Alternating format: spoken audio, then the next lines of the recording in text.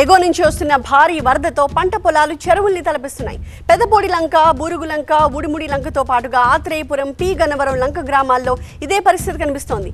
వేల రూపాయల పెట్టుబడులు పెట్టామని ప్రభుత్వమే తమని ఆదుకోవాలని రైతులు కోరుతున్నారు. వరదలతో ప్రతి ఏటా తీవ్రంగా నష్టపోతున్నామని చెప్తున్నారు లంక గ్రామాల రైతులు.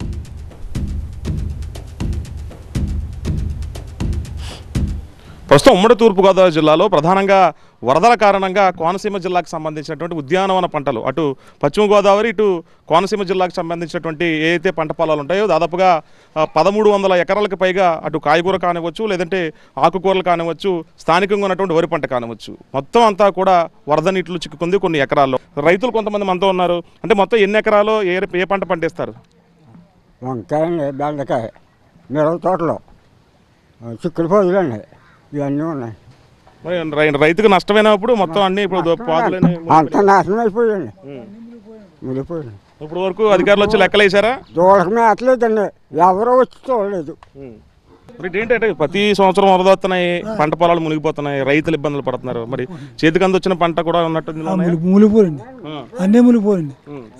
ఇప్పుడు ఏం కోరుతారు అధికారులు? ఏం కోరుకుంటారు ఇప్పుడు అధికారులు? ఎవరు రాలేదండి.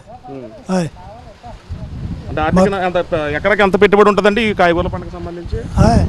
పెట్టుబడి ఎంత ఉంటుందండి? 50,000 ఉంటుంది ఒక్కొక్క ఎకరాకి.